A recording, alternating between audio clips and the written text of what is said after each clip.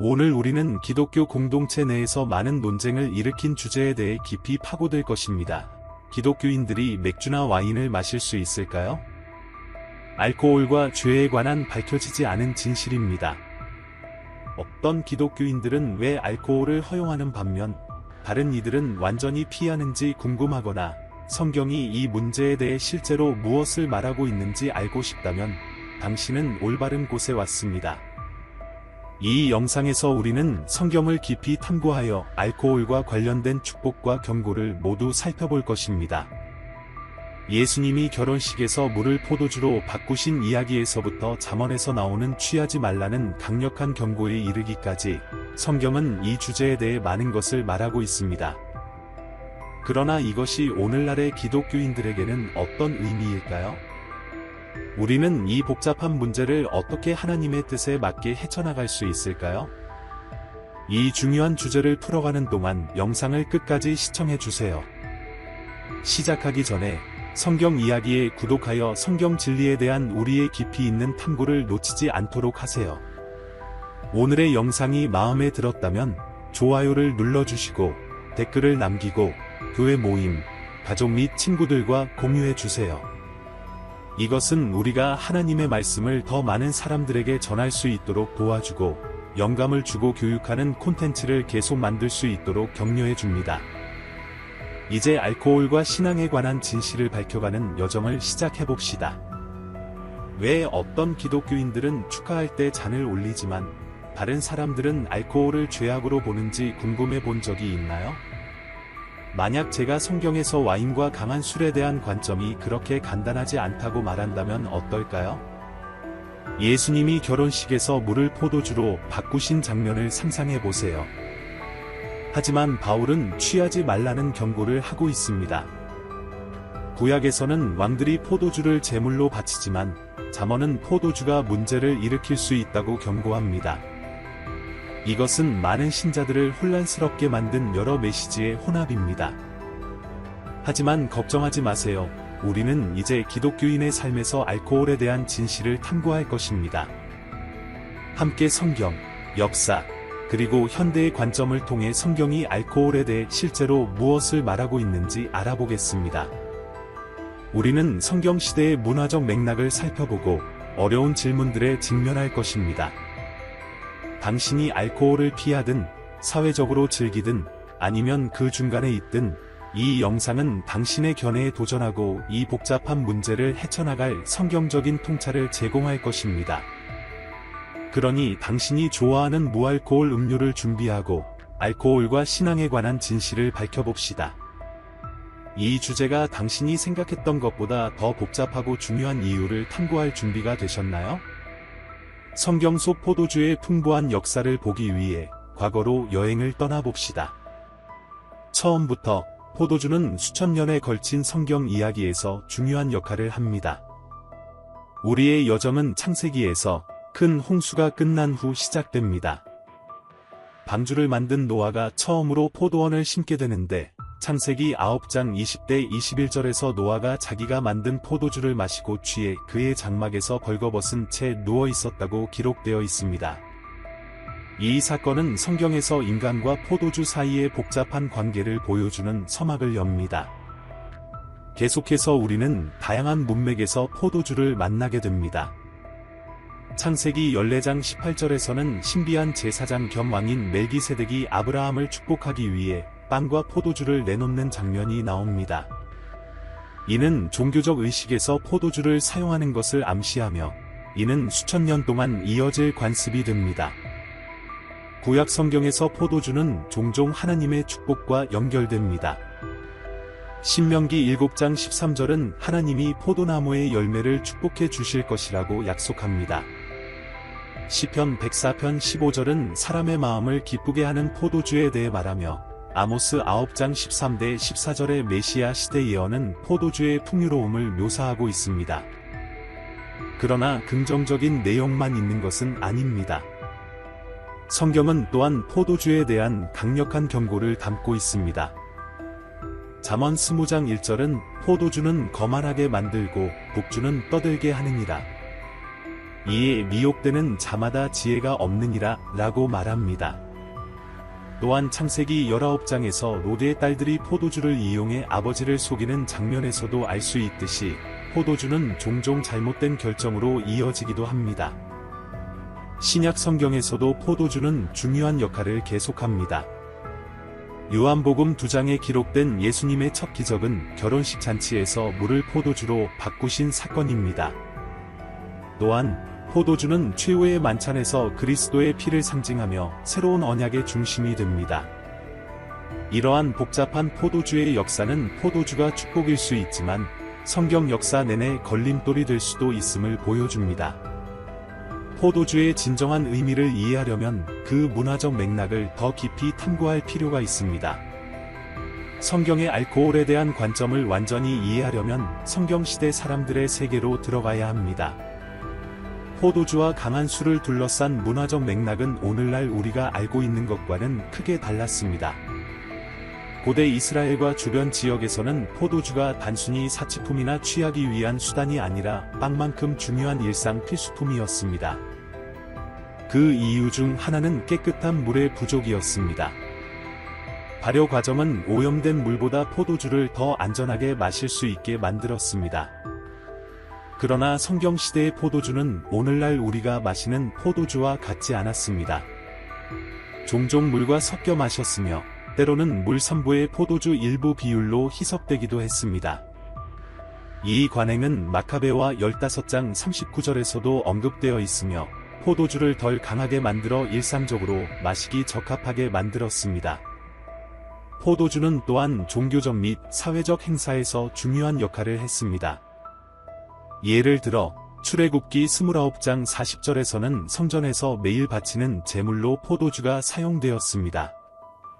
포도주는 기쁨과 축하를 상징하며 결혼식이나 잔치에서도 흔히 볼 수 있었습니다. 마태복음 22장에 나오는 혼인잔치 비유에서도 잔치에서 포도주가 필수품으로 기대되었습니다. 그러나 포도주가 삶의 일부분이었음에도 불구하고 취함은 성경 문화에서 대체로 좋지 않게 여겨졌습니다. 잠언 23장 20대 21절은 술을 즐겨 마시는 자들과 고기를 탐하는 자들과도 사귀지 말라. 술 취하고 음식을 탐하는 자들은 가난해지고 졸린 자들은 헤어진 옷을 입으리라 라고 과도한 술 소비를 경고합니다. 이는 포도주가 허용되었지만 과도함은 금기시되었음을 보여줍니다. 강한 술, 히브리어로 샤카르는 맥주나 발효된 과일 음료와 같은 강한 음료를 포함했으며 종종 과도한 음주와 나쁜 행동과 연관되었습니다. 이 역사적 맥락을 이해하면 성경 구절들이 상충되는 것처럼 보이는 이유가 명확해집니다. 예를 들어 바울이 디모데에게 위장과 자주 나는 병을 위하여는 포도주를 조금씩 쓰라 디모데전서 5장 23절 라고 충고할 때 그는 포도주가 병 치료에 자주 사용되던 시기를 언급하고 있습니다. 성경시대의 포도주는 물보다 더 안전한 음료로 여겨졌으며 이러한 역사적 배경은 성경의 특정 구절들을 이해하는 데 중요한 요소입니다. 앞으로 나아가면서 포도주가 일상생활에서 흔했음에도 불구하고 취함은 여전히 문제로 인식되었음을 기억해 두십시오. 이제 알코올 소비를 승인하는 것처럼 보이는 성경 구절들을 살펴보겠습니다. 이 구절들은 수세기 동안 논쟁을 불러일으켰으므로 우리가 그것들을 면밀히 검토할 것입니다. 먼저 요한복음 2장 1대 11절에 기록된 가나의 혼인잔치에서 예수님의 첫 기적을 살펴보겠습니다. 그 사건에서 예수님은 단순히 포도주가 제공되는 결혼식에 참석하신 것뿐만 아니라 포도주가 떨어졌을 때 물을 포도주로 바꾸는 기적을 행하셨습니다. 그것도 그냥 포도주가 아니라 최고의 포도주로 불리운 포도주입니다. 이 기적은 종종 포도주 소비를 은연중에 승인하는 것으로 여겨집니다. 구약 성경에서도 시편 104편 14대 15절과 같은 구절을 찾을 수 있습니다. 그는 가축을 위하여 풀이 자라게 하시며 사람을 위하여 채소를 나게 하사 땅에서 음식을 얻게 하시며 사람의 마음을 기쁘게 하는 포도주와 얼굴을 윤택하게 하는 기름과 사람의 마음을 힘있게 하는 양식을 주셨도다. 여기서 포도주는 사람의 마음을 기쁘게 하는 하나님의 선물로 묘사됩니다. 비슷하게 신명기 14장 26절은 이스라엘 백성에게 11조의 돈으로 포도주나 다른 발효 음료를 사서 하나님의 공급하심을 기념하라고 권장하고 있습니다.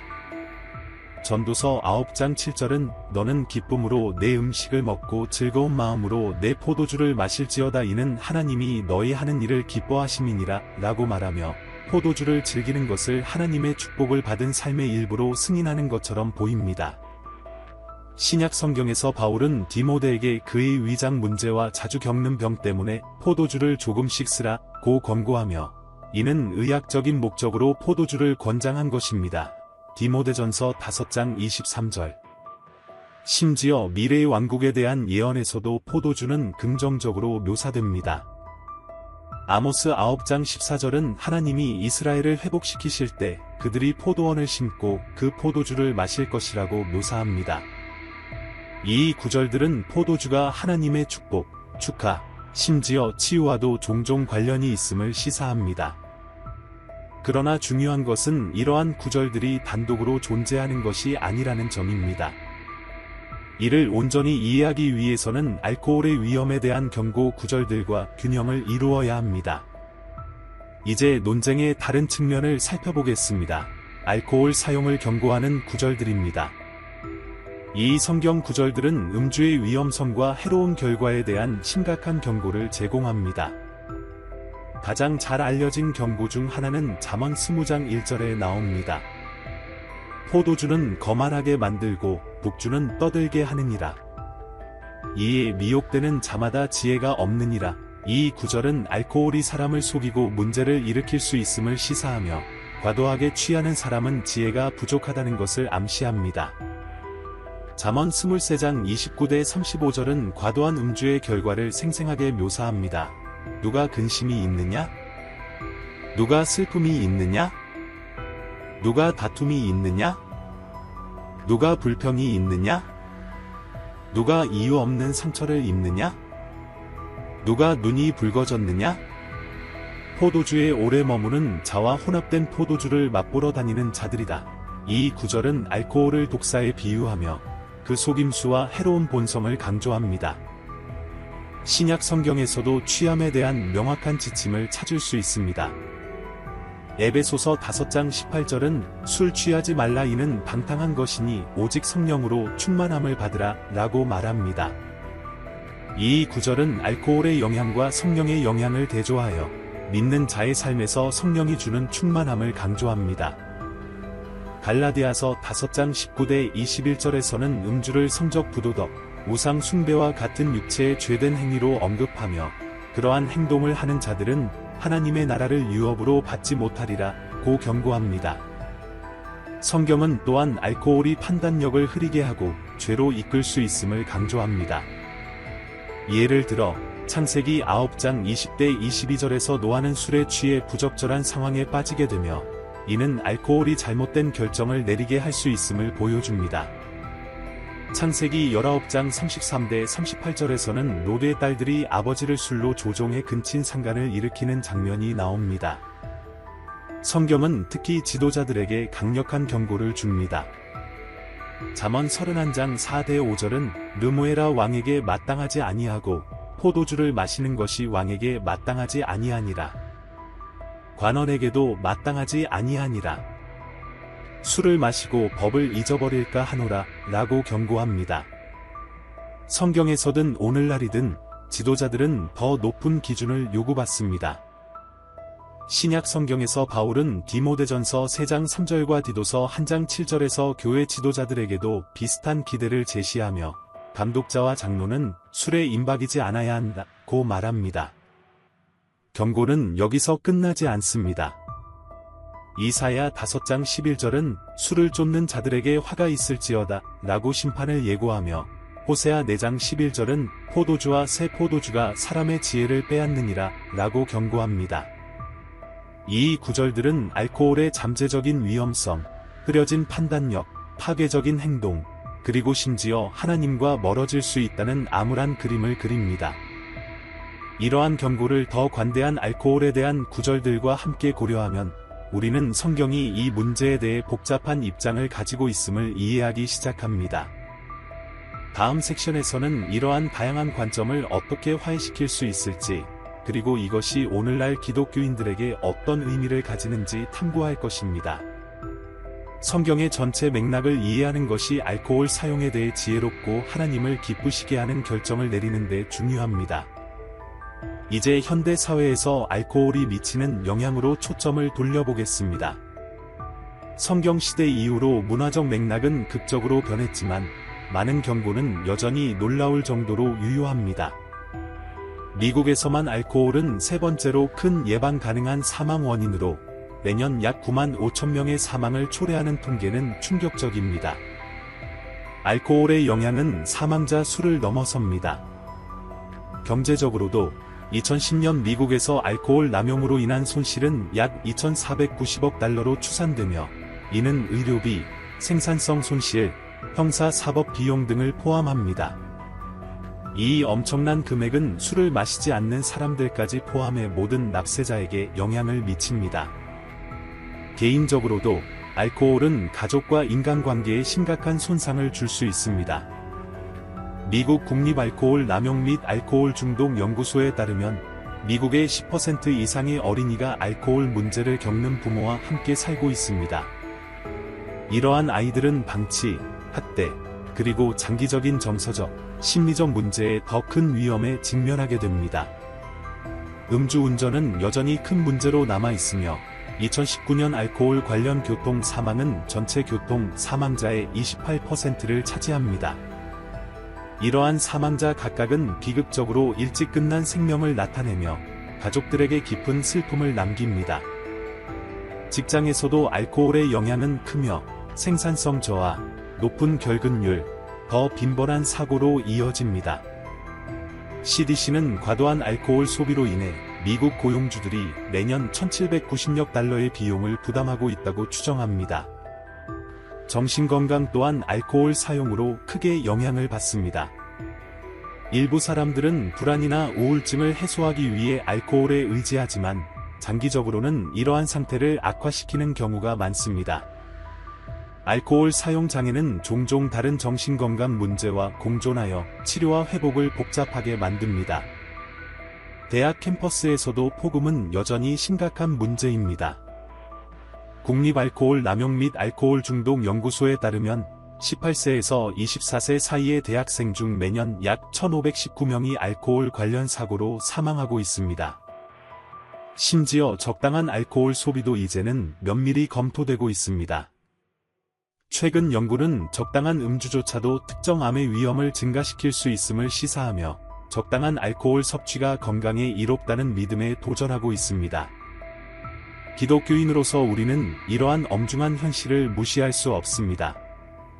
성경의 알코올에 대한 경고는 그 어느 때보다도 관련성이 있으며 특히 음주가 사회적으로 널리 허용되고 있는 지금 더욱 그렇습니다. 그러나 많은 사람들이 알코올을 책임감 있게 마시고 이러한 해로운 영향을 경험하지 않는다는 사실도 인식해야 합니다. 이는 이 문제가 얼마나 복잡한지를 보여주며 지혜와 분별력이 필요함을 강조합니다. 계속해서 우리는 기독교인들이 성경의 가르침에 비추어 이러한 도전을 어떻게 헤쳐나갈 수 있을지 탐구할 것입니다. 개인의 자유와 주변 사람들에 대한 책임을 어떻게 균형 있게 다룰 수 있을까요? 알코올 중독과 싸우는 사람들에게 어떻게 사랑과 지지를 보여줄 수 있을까요?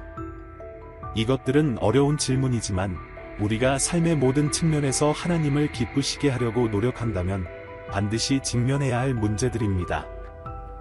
현대 사회에서 성경의 지혜를 찾는 여정을 계속해 봅시다. 이제 기독교인들 사이에서 종종 뜨거운 논쟁을 일으키는 주제로 들어가 보겠습니다. 알코올 소비에 대한 절제와 금욕에 대한 논쟁입니다.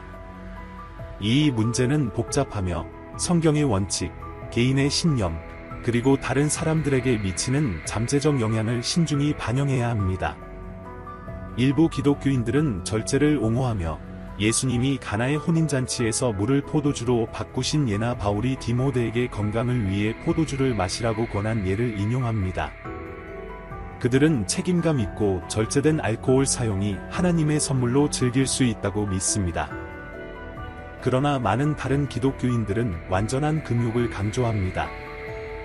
그들은 알코올의 위험성에 대한 성경의 수많은 경고에 집중하며 오늘날의 사회에서는 알코올이 더 강력하고 남용이 더 널리 퍼져 있기 때문에 금욕이 가장 안전하고 하나님을 기쁘시게 하는 선택이라고 주장합니다. 바울은 로마서 14장 21절에서 유용한 지침을 제공합니다. 고기도 먹지 아니하고 포도주도 마시지 아니하고 무엇이든지 내 형제로 거리끼게 하는 일을 아니함이 아름다우니라. 이 구절은 우리의 행동이 특히 알코올 중독이나 어려운 과거를 가진 사람들에게 어떤 영향을 미칠 수 있는지 고려해야 한다는 점을 상기시켜 줍니다. 결국 절제와 금욕 중 선택은 지혜가 필요한 개인적인 결정입니다. 우리가 선택하는 길은 하나님을 기쁘시게 하고 다른 사람들에게 사랑을 보여주려는 열망에 의해 이끌려야 합니다. 우리는 우리의 마음을 살펴보고 기도를 통해 하나님의 인도를 구하며 우리의 삶의 이 영역에서 성령의 인도에 열린 마음을 가져야 합니다. 그리스도 안에서 누리는 자유는 우리의 욕망을 채우기 위한 변명이 아니라 사랑으로 다른 사람들을 섬길 기회임을 기억하십시오. 우리가 이 문제를 해결해 나가면서 고린도전서 10장 31절의 말씀을 기억합시다. 그러므로 너희가 먹든지 마시든지 무엇을 하든지 다 하나님의 영광을 위하여 하라. 사회적 압박은 때때로 압도적일 수 있습니다. 특히 직장 행사, 가족 모임, 또는 친구들과의 밤 외출과 같은 상황에서 말이죠. 많은 사람들이 다른 사람들이 술을 마시기 시작할 때 함께 하라는 불편한 압박감을 느껴본 적이 있을 것입니다. 그러나 우리는 그리스도 안에서 세상 속에 있지만 세상에 속하지 않았습니다. 그렇다면 이러한 까다로운 상황을 어떻게 처리해야 할까요? 첫째, 이러한 순간들을 어떻게 처리할지 미리 결정하는 것이 중요합니다. 완전히 금욕할 것인가요? 아니면 한 잔으로 제한할 것인가요? 사전에 명확한 계획을 세우는 것은 압박이 가중될 때 자신감을 줄 것입니다. 기억하세요. 당신은 당신의 선택에 대해 누구에게도 설명할 필요가 없습니다. 간단히 아니요, 괜찮습니다 라고 말하는 것만으로도 충분합니다. 만약 계속 압박을 받는다면 저는 술을 마시지 않습니다 또는 오늘 밤에는 제가 운전해야 해서요 라고 말할 수 있습니다. 이러한 대답은 직설적이며 논쟁의 여지를 거의 남기지 않습니다. 또한 사회적 행사에서 무알코올 음료를 들고 있는 것도 도움이 됩니다. 이는 사람들이 계속해서 술을 권하는 것을 막고 당신이 더 편안함을 느끼도록 도울 수 있습니다. 기회가 주어진다면 신앙을 나누는 것을 주저하지 마십시오. 저는 기독교인이라 술을 마시지 않기로 결심했습니다 라고 말할 수 있으며 이는 당신의 믿음에 대한 의미 있는 대화를 이끌어낼 수 있습니다. 만약 특정 친구들이나 환경이 반복적으로 당신에게 술을 마시도록 압박한다면 그러한 관계나 환경을 재고해 볼 때일지도 모릅니다. 당신의 선택을 존중하고 당신의 가치를 지지하는 사람들과 함께 하세요. 베드로전서 5장 8절은 우리에게 이렇게 상기시킵니다. 근신하라 깨어라 너희 대적 마귀가 우는 사자 같이 두루다니며 삼킬 자를 찾나니. 근신하는 것은 단지 술을 피하는 것만이 아닙니다. 그것은 영적으로 깨어있는 것, 그리고 모든 영역에서 유혹을 저항할 준비가 되어 있는 것을 의미합니다. 마지막으로, 기도의 힘을 과소평가하지 마십시오. 압박감을 느끼거나 불확실할 때, 잠시 시간을 내어 하나님께 힘과 지혜를 구하십시오. 야고보서 1장 5절은 너희 중에 누구든지 지혜가 부족하거든 모든 사람에게 후히 주시고 꾸짖지 아니하시는 하나님께 구하라 그리하면 주시리라 고 확신시켜 줍니다. 당신의 신념을 굳게 지키는 것이 항상 쉬운 일은 아니지만 그것은 당신의 빛을 발할 기회입니다. 당신은 심지어 다른 사람들에게도 긍정적인 변화를 가져다 줄 수 있을지 모릅니다. 이제 술 없이도 인생을 충분히 즐기고 축하할 수 있는 재미있는 대안들을 살펴보겠습니다. 일반적인 생각과는 달리 즐거운 시간을 보내거나 특별한 순간을 기념하는데 술이 필요하지 않습니다. 먼저 음료에 대해 이야기해 봅시다. 최근 몇 년 동안 무알코올 음료 시장이 크게 성장했습니다. 우아한 모히토부터 무알코올 와인과 맥주까지 다양한 맛을 탐험할 수 있습니다. 신선한 과일 주스, 탄산수, 허브를 사용해 자신만의 시그니처 무알코올 칵테일을 만들어 보세요. 이러한 선택들이 얼마나 상쾌하고 만족스러울 수 있는지에 놀랄 수도 있습니다. 축하는 단순히 음료만이 아니라 사람들과의 연결, 기쁨, 그리고 추억 만들기에 관한 것입니다. 사람들을 의미 있는 방식으로 하나로 모으는 활동을 계획해보는 것은 어떨까요? 게임의 밤, 바비큐, 또는 테마가 있는 포틀럭 디너는 어떨까요? 이러한 이벤트들은 알코올 중심의 모임보다 더 재미있을 수 있습니다. 와인 시음을 즐기는 사람이라면 대신 고급 커피나 차 시음 행사를 개최해보세요. 알코올의 효과 없이 복잡한 맛과 향을 탐험할 수 있으며 다양한 차와 음식을 짝지어 우아한 경험을 제공할 수 있습니다. 야외 활동 또한 축하하고 다른 사람들과 유대감을 형성할 수 있는 훌륭한 방법입니다. 신체 활동은 엔돌핀을 방출하고 자연은 우리의 기분을 고양시키며 함께하는 경험은 관계를 강화합니다. 이 모든 것이 한 방울의 술도 없이 가능합니다. 성경은 우리에게 항상 기뻐하라 고 권장합니다. 데살로니가전서 5장 16절. 이 기쁨은 외부 물질에서 오는 것이 아니라 그리스도 안에서의 충만한 삶에서 오는 것입니다. 알코올이 없는 축하를 선택함으로써 우리는 오히려 기쁨을 더 깊고 진정성 있게 경험할 수 있습니다. 결혼식이나 중요한 생일 같은 중요한 삶의 이벤트에서는 알코올에 집중하지 않고 어떻게 특별하고 기억에 남게 만들 수 있을지 생각해 보세요. 일출 예식, 자선 활동, 또는 문화적 경험은 모두 잊지 못할 축하가 될 수 있습니다. 음식이 사람들을 하나로 모으는 힘을 과소평가하지 마십시오. 잠언 15장 17절은 우리에게 이렇게 상기시켜 줍니다. 채소를 먹으며 서로 사랑하는 것이 살찐 소를 먹으며 서로 미워하는 것보다 나으니라. 어떤 축하의 핵심은 사랑과 연결이지 우리의 잔에 무엇이 담겨 있는지가 아닙니다. 무알코올 대안을 받아들임으로써 우리는 단지 우리 자신에게 더 건강한 선택을 하는 것뿐만 아니라 술을 마시지 않는 사람들에게 포용적인 환경을 조성하고 미래 세대에게 긍정적인 본보기를 제시하게 됩니다. 그러니 거품이 이는 포도 주스를 들고 기쁨과 연결, 그리고 의미 있는 축하로 가득 찬 삶을 위하여 건배합시다. 우리가 기독교인의 삶에서 알코올에 관한 주제를 마무리하면서 우리가 배운 것들을 되돌아보는 시간을 가져봅시다.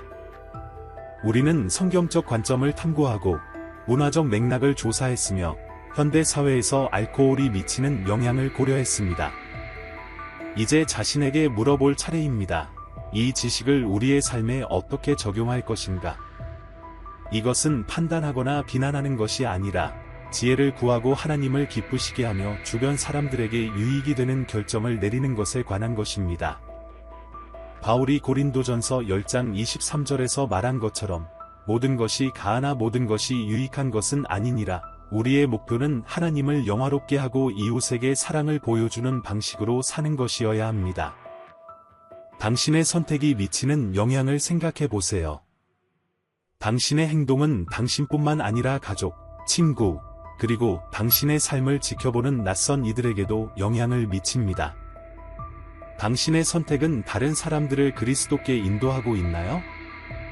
아니면 다른 사람의 신앙 여정에서 걸림돌이 되고 있나요? 저는 여러분에게 기도와 솔직한 자기 반성의 시간을 가질 것을 도전합니다. 하나님께 알코올과 관련하여 어떤 변화를 필요로 하는지 드러내 주시기를 구하세요.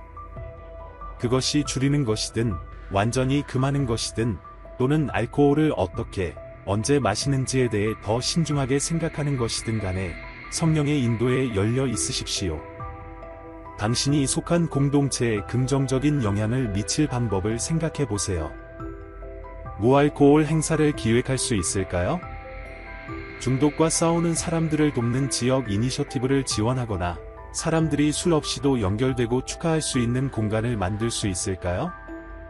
에베소서 5장 18절을 기억하십시오. 술 취하지 말라. 이는 방탕한 것이니 오직 성령으로 충만함을 받으라.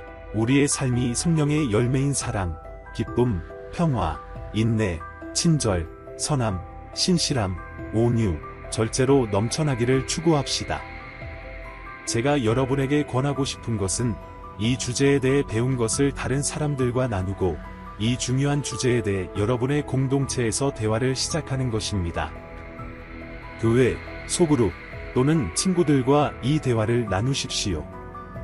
이제는 침묵을 깨고 기독교 공동체 내에서 알코올에 대해 솔직하고 개방적인 논의를 나눌 때입니다. 궁극적으로 알코올에 관한 결정을 무엇으로 내리든 그 결정이 사랑에 기반해야 합니다. 하나님에 대한 사랑, 다른 사람에 대한 사랑, 그리고 하나님의 소중한 창조물로서 당신 자신에 대한 사랑. 당신의 선택이 그리스도께서 당신의 삶에서 이루신 변화를 반영하게 하십시오. 마지막으로 로마서 14장 17대 19절의 말씀을 남기고 싶습니다. 하나님의 나라는 먹는 것과 마시는 것이 아니요 오직 성령 안에서 의와 평강과 희락이라. 그러므로 우리가 화평의 일을 힘쓰고 서로 덕을 세우는 일을 하자. 우리는 기독교인과 알코올 간의 복잡한 관계를 탐구하는 여정의 끝에 도달했습니다. 이번 영상에서 우리는 성경 이야기를 살펴보고 경고와 가르침을 통해 맥주와 포도주에 대한 하나님의 말씀을 더 잘 이해하려고 노력했습니다. 당신이 절제를 지향하든 완전한 금욕을 선택하든 가장 중요한 것은 당신의 결정이 하나님과 이웃에 대한 사랑에 뿌리를 두고 있다는 것입니다. 성경은 우리의 행동이 우리 자신뿐만 아니라 주변 사람들에게도 영향을 미친다고 가르칩니다. 기독교인으로서 우리는 하나님을 영화롭게 하고 다른 사람들의 신앙 여정의 격려가 되는 방식으로 살도록 부름받았습니다. 기억하세요. 당신의 삶은 강력한 증언이며 이 문제를 어떻게 다루느냐가 주변 사람들에게 빛나는 본보기가 될 수 있습니다. 이 영상이 당신에게 새로운 통찰을 제공했거나 당신의 견해에 도전했다면 이 교훈을 당신의 삶에 어떻게 적용할지 반성하고 기도해 보시기를 권장합니다. 그리고 항상 그랬듯이 여러분의 생각을 듣고 싶습니다. 아래 댓글을 남겨 이 메시지가 여러분에게 어떤 영향을 미쳤는지 알려주세요.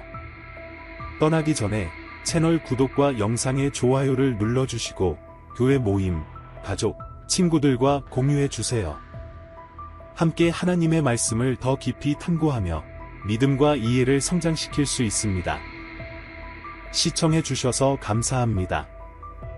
여러분이 알코올에 대한 선택을 포함한 모든 영역에서 하나님을 기쁘시게 하고자 할 때 하나님의 인도하심이 함께하시기를 기원합니다. 다음 영상에서 다시 만나요.